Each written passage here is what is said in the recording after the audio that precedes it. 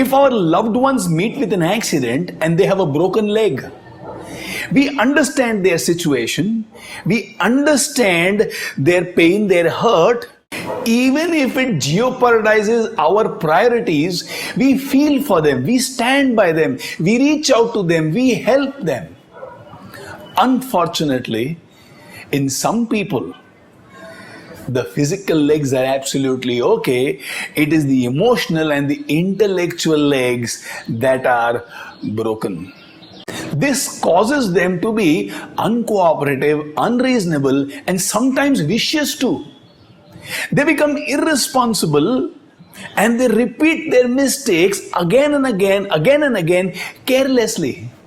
They seem to care a damn about the pain it causes to us. We love them and we bear it. We love them and we bear all this pain, not knowing how to face it, what to do, how to solve it, and how to take life wonderfully ahead. We too sometimes act as if our inner strength is handicapped because of certain experiences that we label as negative. It can be an incident in the past. It can be related to work situations. It can be so often self-perceptions. It can be because of rude and crude behavior of others. In marriage, we find this broken leg syndrome, the emotional and the intellectual broken legs. In marriage, we find these negative situations, negative perceptions manifested quite regularly. So the $1,000,000 question here is, how can we understand the inner turmoil that rages, burning the vessel in its wake? How can we heal wounds that pains and strains? How can we look ahead, convinced that it's going to be much happier? How is it that we can bring out the best out of each other and never the beast out of each other? How to understand each other's said and unsaid needs? How to communicate to be understood? How to bridge gaps of understandings? How to understand each other's point of view? How to ensure there are enough moments that makes it worth a lifetime? How to have that inner strength to believe that even when things are not going right, we are going to put things back on track brilliantly well? How to believe that whatever we go through is going to be worth it? How to make each other believe we are actually made for each other? How to stand next to each other as a huge resource of strength with this belief that if we have each other, we can face the whole world head on. A very beautiful, cute question is, why the differences that we seem to enjoy in each other so much, the differences which seems to have magnetized each other to each other after marriage, looks like the very reasons for us to fight. Why a love marriage ends in a divorce? Is love just physical comfort and intimacy, or does it involve creativity and hard work too? Why sometimes love makes me believe I am in charge of the whole world is in my control, I can face anything in this world? And why sometimes being in love makes me feel I'm totally lost, absolutely lost? Very importantly, a very, very important aspect of marriage is sensuality. Would there be ever any medium through which I can get answers that will remove the misconceptions that I have about sensuality? How important is sensuality to the success of a marriage?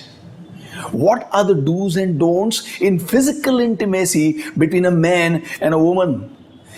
How does a man approach sex and how does a woman approach the same sex? Will there be somebody who will tell me an elegant and non-vulgar approach to sensuality? What is the science of making love? These questions deserves answers. There are many little things which play a big role in the success of marriage. What are those little things? Can we make them play a big role in the success of our marriage? Finally, life is never about the milestones that we cross or the destinations we reach. It is all about the journey, the beauty of the journey, the experiences of the journey, and the inner transformation that happens to us during this journey.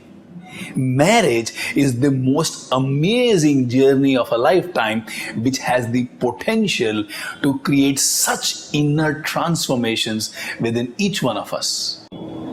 Marriage and love is that plaster cast which makes two broken pieces come together and become strong and one. Now, this plaster cast is made of acceptance, appreciation, consistent, patient guidance, and love. Someone somewhere wrote beautifully, a broken piece is not all that bad. A key is broken in the right places for it to open and fit a lock.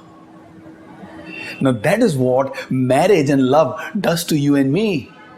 Two people come together like the key and the lock, and a click happens.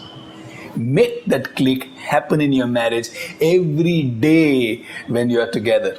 This program of Made for Each Other will make your marriage an inspiration to countless other people. You know the difference between every other relationship and marriage? Besides, of course, the physical intimacy part, what makes a marriage very different from every other relationship is this relationship is the longest, intimate, integrated relationship of your lifetime.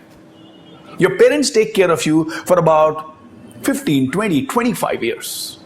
With your children, you will have a strong relationship, intimate relationship for 15, 20, 25 years. With your siblings, with your friends, it's a relationship which is active but still not so active. But in marriage, you need to make several decisions every day. You need to depend on each other every day. You have so many opportunities to make a difference in lives of your spouse every day. When this relationship is working brilliantly, you believe you can take anything in your life head on. This program on marriage called Made for Each Other will include insights, observations, tools, techniques, discussions through which we will ensure that our marriage life goes ahead brilliantly well, so that we can listen to that click happen not once but multiple times every day. This program will guide you, it will strengthen you, it will inspire you, and it will make you believe that you can make your marriage the most wonderful relationship of your life.